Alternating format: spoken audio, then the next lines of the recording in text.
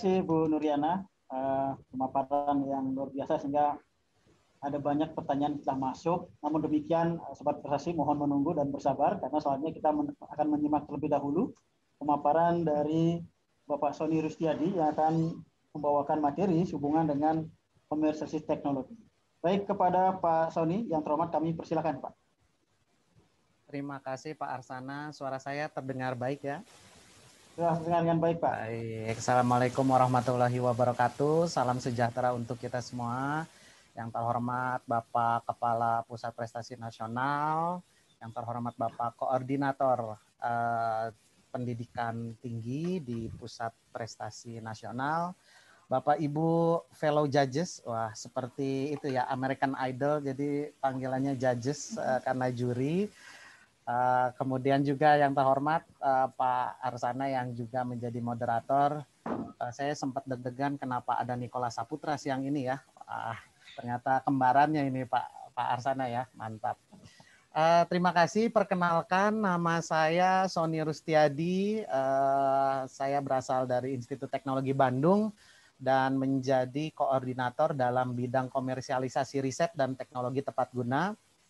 Selamat siang Bapak Ibu sekalian, koordinator kemahasiswaan di perguruan tinggi, dan juga mungkin saya kurang tahu apakah ada mahasiswa di sini yang juga tertarik untuk mengikuti KBMK dan menjawab tantangan yang sudah disiapkan oleh para tim judges begitu. Silakan apabila ada pertanyaan, ada email saya di sony.rustiadi@sbm-itb.ac.id.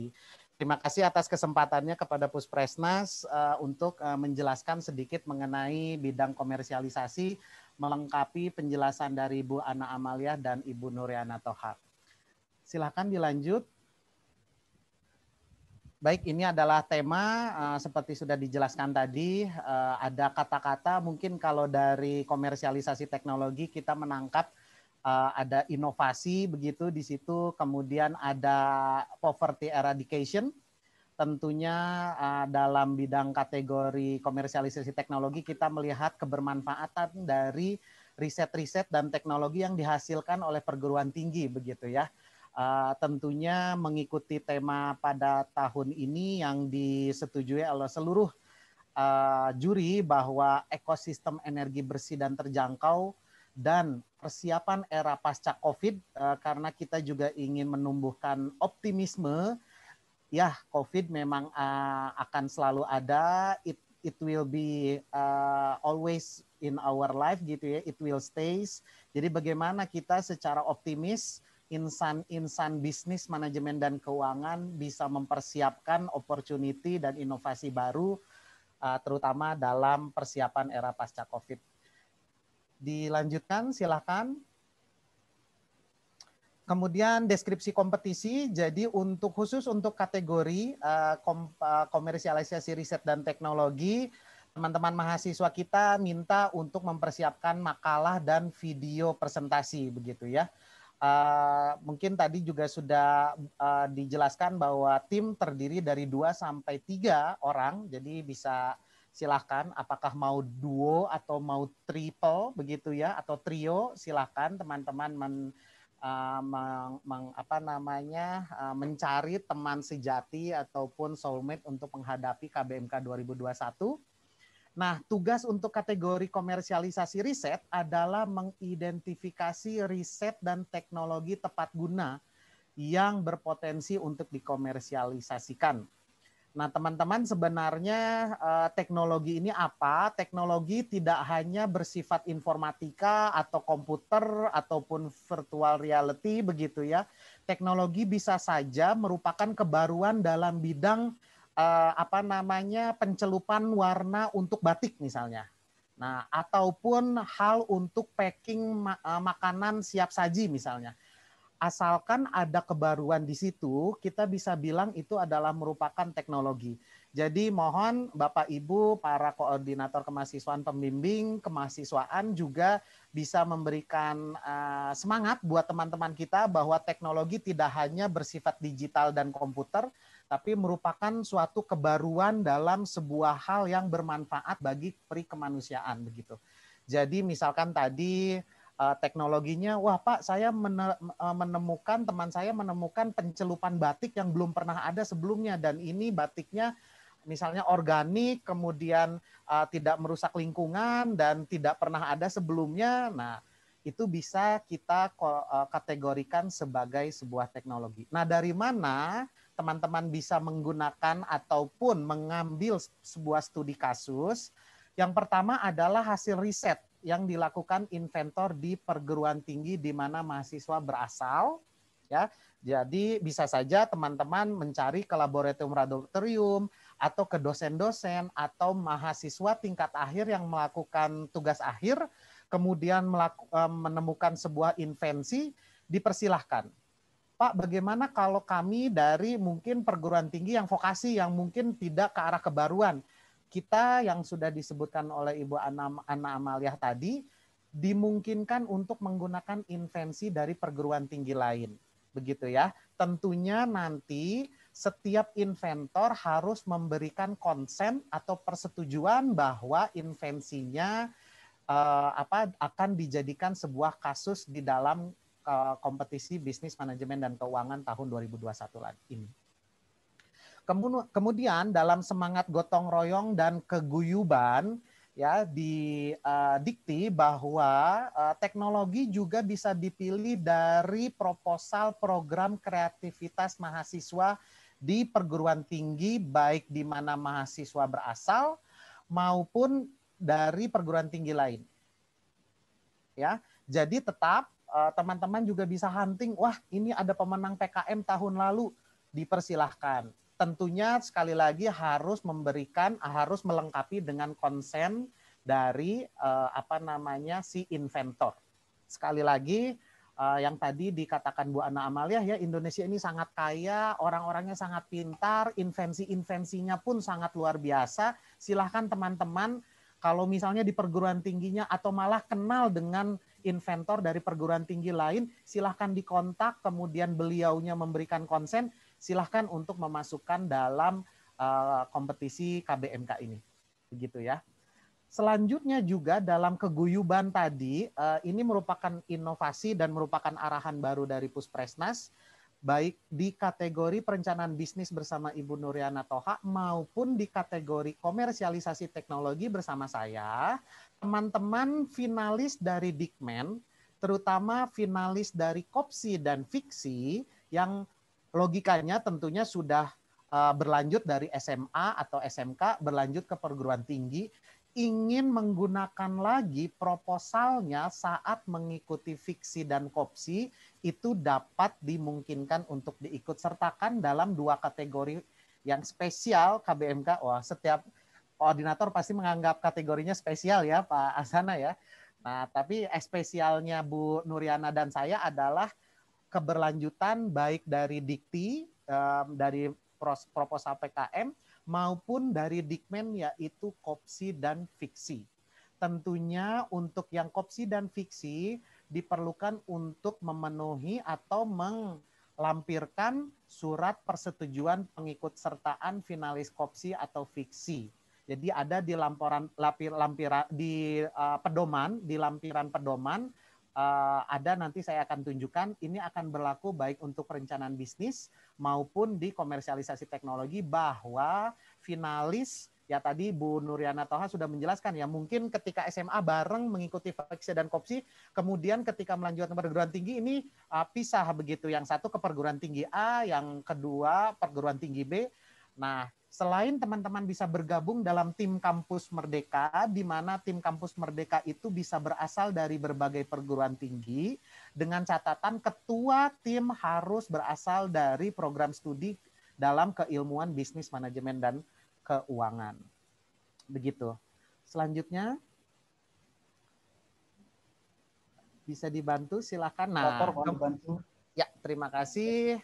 Nah, untuk tahun ini sesuai dengan tema besar, kita meminta bahwa teman-teman bisa berfokus dalam potensi ekosistem energi bersih dan terjangkau.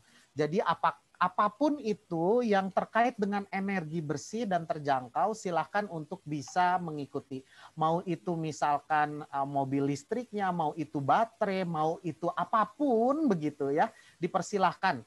Ini kita bicara bukan hanya mengenai mobil listrik, tapi ini kita bicara ekosistem energi. Mau itu misalkan teman-teman membuat sebuah aplikasi yang kalau aplikasi mungkin ke perencanaan bisnis ya. Tapi misalkan ini kita bicara ekosistemnya ya teman-teman Bapak Ibu sekalian. Jadi jangan hanya melihat ke hilirnya, hanya produknya, tapi bisa saja sebuah supporting dalam ekosistem energi tadi. Kemudian peserta harus melampirkan consent form dari inventor teknologi ya sebagai objek riset atau studi kasus.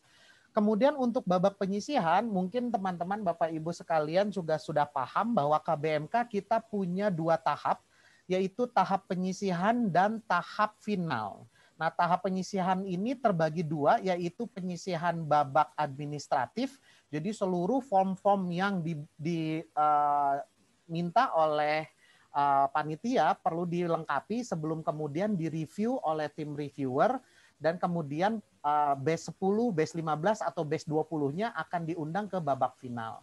Babak final pun akan dibagi menjadi 2 babak, yaitu babak semifinal dan babak grand final. Nah, silakan dibaca di dalam pedomannya. Kemudian pajang makalah ya, ada 10 halaman, kemudian video menggunakan bahasa Indonesia dilengkapi teks terjemahan bahasa Inggris, maksimal 10 menit presentasi tanpa slide. Kemudian tadi juga seperti Bu Ana menjelaskan kompetisi acuan untuk kategori komersialisasi riset dan teknologi, kita memiliki kita mengadaptasi dari TCO Innovation Competition dari GW University dan Tech Venture Challenge dari Vanderbilt University. Semoga kalau mau contekan-contekan silahkan juga melihat bagaimana sih TCO atau Tech Venture Challenge-nya di luar sana yang kita adaptasi dalam kategori ini.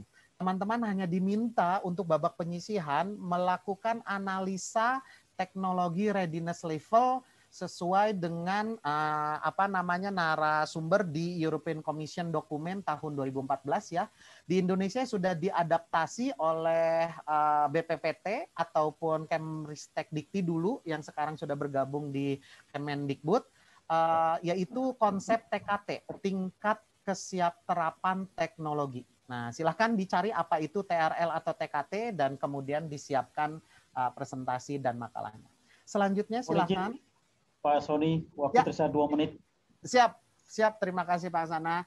Nah, ini ada beberapa dokumen yang bisa dilengkapi oleh teman-teman. Tentunya ada lembar persetujuan komersialisasi riset dan teknologi tepat gunanya, tadi consent form ya, dengan kop perguruan tinggi, karena tentunya asumsinya harus dari riset perguruan tinggi, baik di mana mahasiswa berasal maupun dari perguruan tinggi lain. Kemudian ada lampiran 3, surat keterangan delegasi dari pimpinan perguruan tinggi. Nah, untuk yang bagian kedua, ini di lampiran ketiga ada tim Kampus Merdeka ya, untuk tim yang terdiri dari anggota atau ketuanya berasal dari perguruan tinggi berbeda. Silakan. Lampiran selanjutnya adalah surat keterangan mahasiswa aktif. Apabila mahasiswa belum terdaftar dalam PD Dikti, maka pimpinan kemahasiswaan atau perguruan tinggi dapat melengkapi surat keterangan mahasiswa aktif ini. Kemudian ada surat pengalihan hak publikasi atas karya cipta. Selanjutnya, wah jadi agak gigi 3 nih Pak Aksana. Lampiran 6 ada surat persetujuan pengikut kepesertaan finalis kopsi dan atau fiksi ya, untuk teman-teman yang melanjutkan dari Dikmen tadi ya. Selanjutnya, nah ini ketentuan materi harusnya sampai 10 menit ya, 5 sampai 10 menit. Kemudian panjang makalah 10 halaman dengan Times New Roman ukuran 12 dengan spasi 115. Lanjut. Nah, ini ada beberapa ketentuan penelitian, ada penjelasan invensi, rumusan analisis masalah, rumusan strategi komersialisasi, dan ada aspek kerjasama daring begitu ya. Selanjutnya, ini untuk ketentuan penilaian semifinal, jadi 70% adalah elemen konten yang akan ditentukan dari 3 elemen juri, yaitu dari akademisi, saya sebagai koordinator, nanti ada elemen praktisi industri, dan juga ada elemen asosiasi atau kementerian. Tahun lalu kita ada Bapak Kepala Inkubator dari BPPT yang bergabung menjadi juri dari pemerintah. Selanjutnya, ini untuk grand final. Untuk bobot elemen konten belum ditentukan sesuai nanti oleh juri pada waktunya. Lanjut. Selanjutnya. Ya. Itu mungkin Bapak moderator dan juga Bapak Ibu sekalian terkait dengan kategori komersialisasi riset dan teknologi. Untuk selanjutnya kami persilahkan untuk kami kembalikan kepada moderator Pak Arsana. Dipersilakan Pak. Baik, terima kasih Pak Sony. Pemaparan yang sangat komprehensif. Ada beberapa catatan termasuk dari Bu Nuriana tadi dan itu juga memunculkan banyak pertanyaan. Namun sebelum kami sampaikan pertanyaan dari para sobat prestasi, mari kita simak terlebih dahulu testimoni dari Dewan Juri, yaitu dari Bapak Dani Kosasih yang merupakan IO dari Innovasia. So, operator kami persilakan.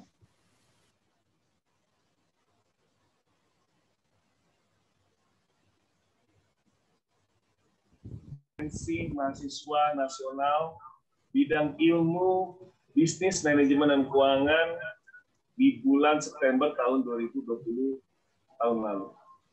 Saya sangat terkesan sekali dengan penyelenggaraan KBMK dan saya melihat begitu banyak ide serta kajian dan inovasi yang dihasilkan oleh para mahasiswa dan juga sivitas akademika dari berbagai macam perguruan tinggi di Indonesia yang sangat-sangat potensial.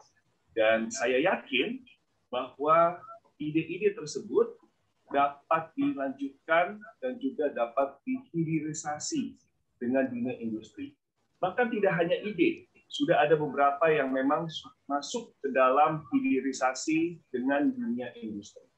Dan saya yakin untuk tahun ini serta ke depannya, kompetensi maupun acara seperti KBMK ini akan dapat meningkatkan kemampuan SDM kita dengan lebih baik lagi dan lebih berkualitas untuk menyambut peluang-peluang di dalam dunia bisnis serta di dalam dunia digital pada masa yang akan datang. Dan tentunya ini akan juga memperkuat bagaimana kerjasama di antara akademika, kemudian dengan pemerintah, serta dunia industri.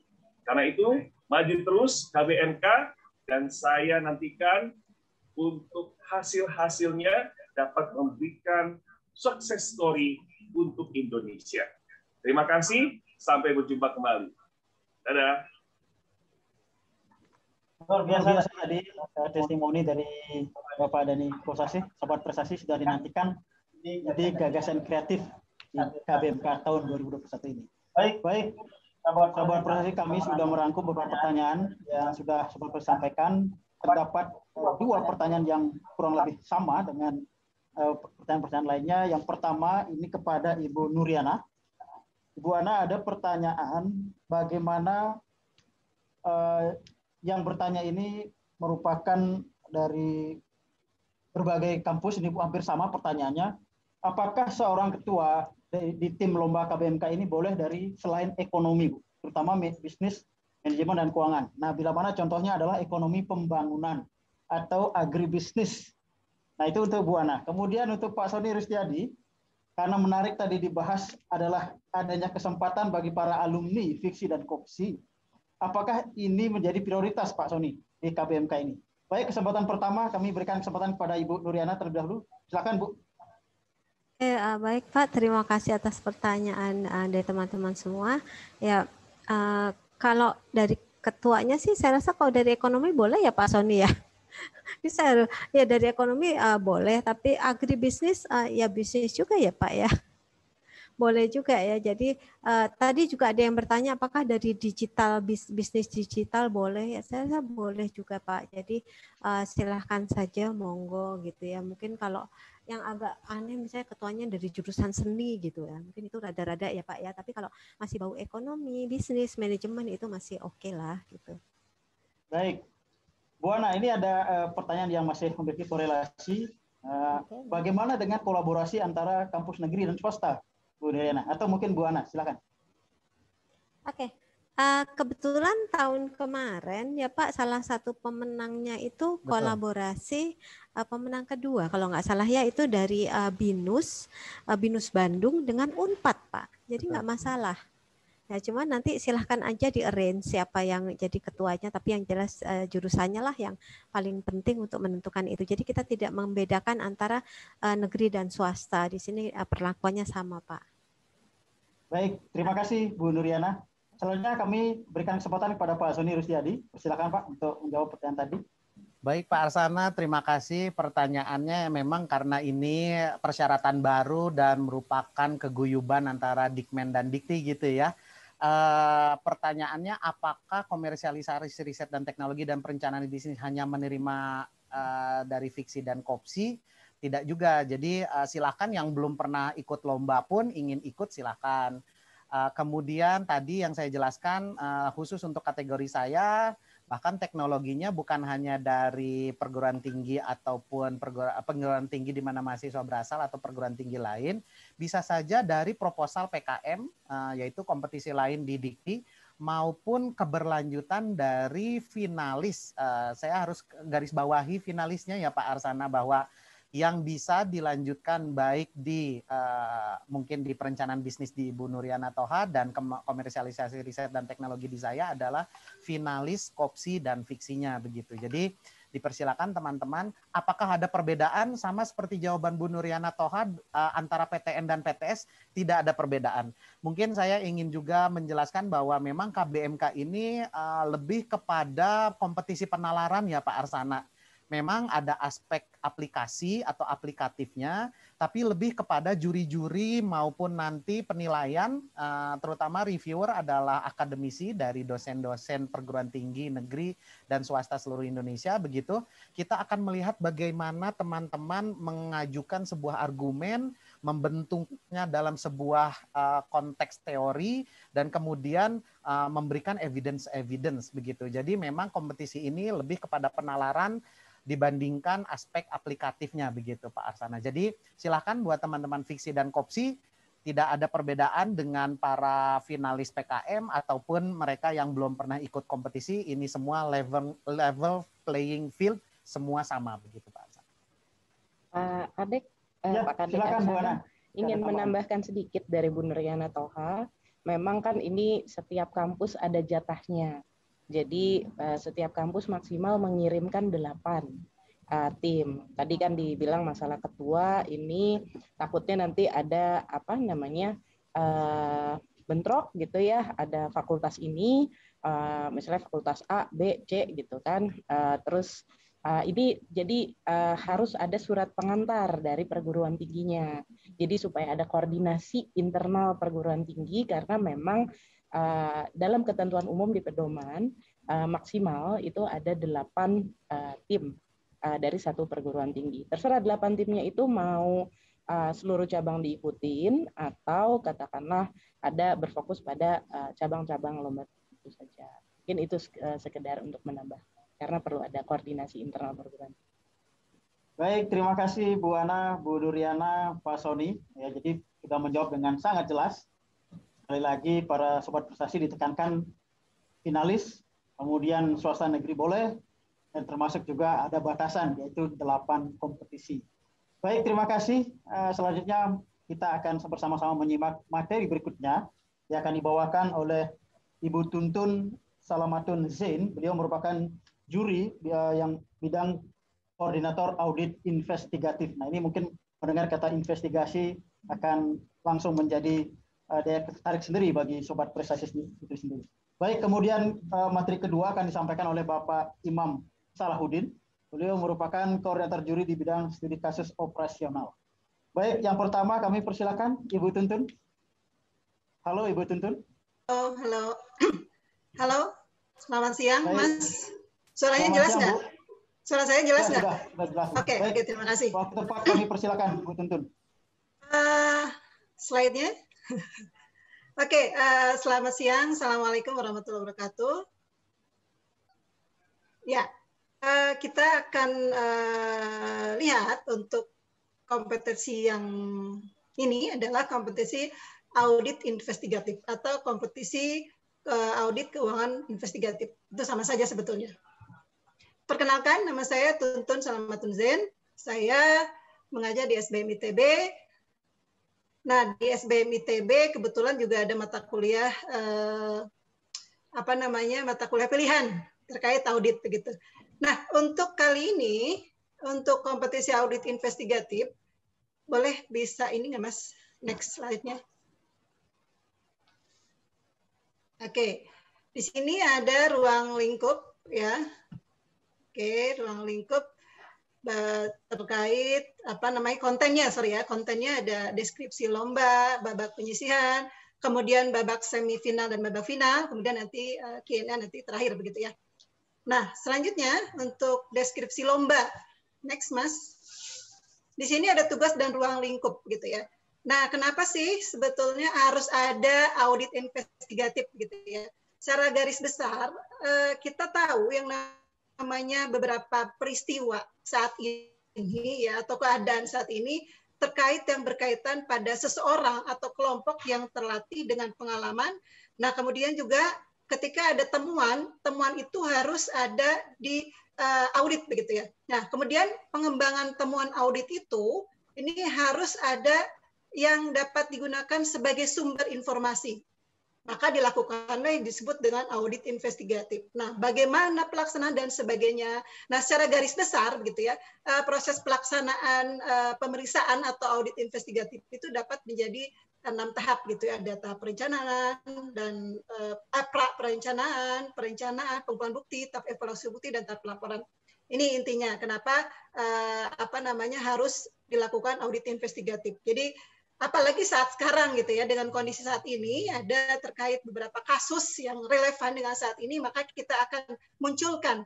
Nah di sini tugas dari mahasiswa ya atau kelompok mahasiswa ini mereka harus bisa mengerjakan, kemudian mengidentifikasi dan melakukan temuan-temuan lebih lanjut terhadap kasus-kasus audit keuangan yang terjadi saat ini.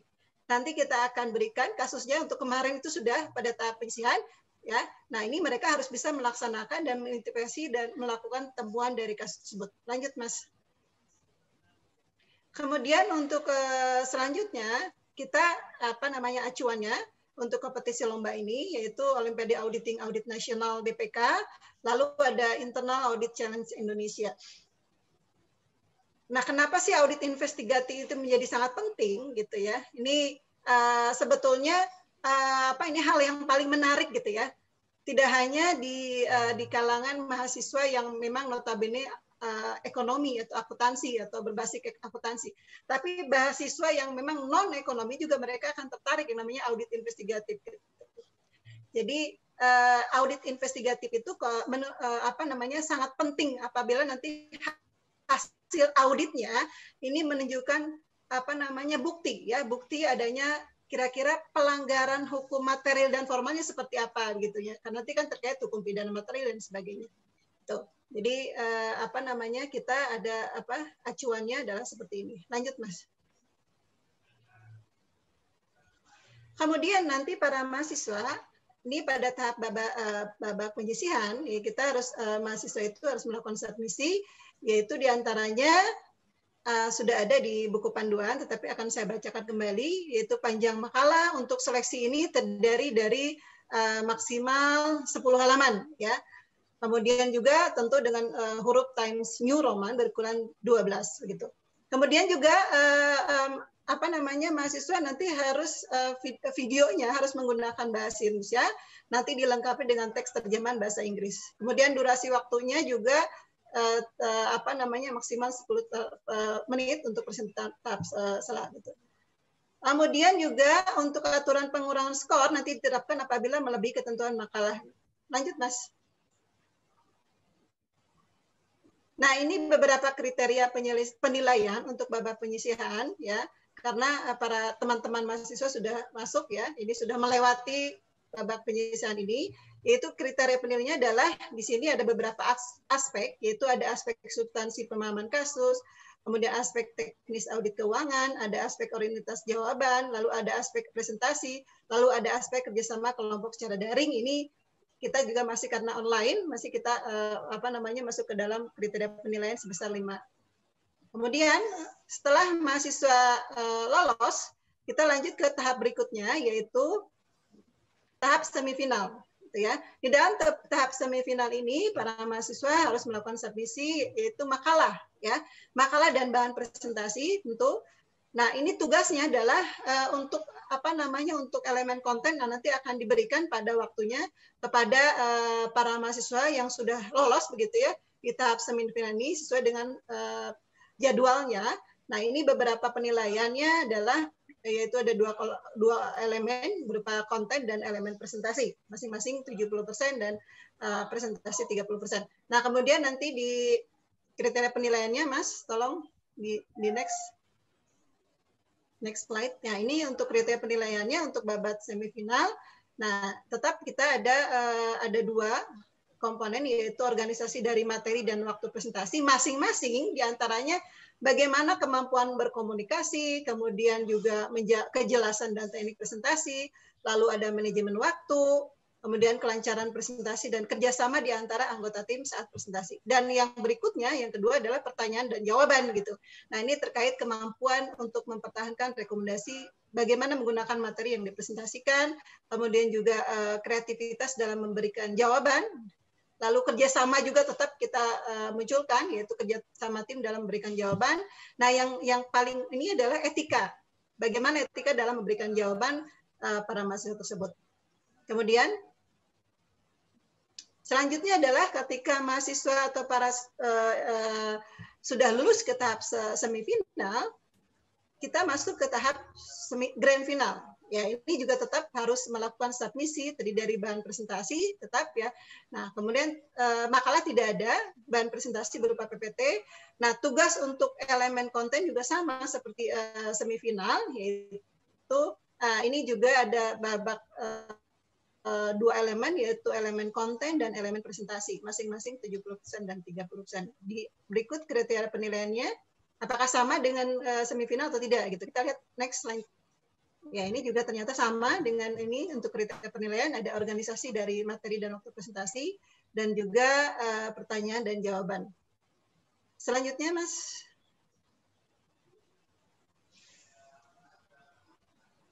Nah, ini saya munculkan di sini kegiatan KBMK yang kemarin, gitu ya, 2020, karena kita dilakukan melalui online, gitu ya. Nah, kalau 2019 kita kan offline, bisa ketemu dengan teman-teman para mahasiswa. Nah, ini kita 2020 ini dia foto di atas itu adalah para dewan juri yang nanti akan bertanya kepada teman-teman mahasiswa. Ya, ini tahun lalu adalah dari Pak Yusuf Wibisana. Kemudian berikutnya yang sebelah saya itu, saya kemudian di tengah, posisinya yang sebelahnya adalah Ibu Tuti dari BPKP. Yang dibawakan ketika kita bertanya, ketika ada tanya jawab dengan para mahasiswa gitu, yang lolos pada tahap ini kalau nggak salah semifinal. Ya, paparan dari saya itu cukup singkat saja lah. Nanti dilanjutkan dengan beberapa pertanyaan. Terima kasih, Mas Kadek.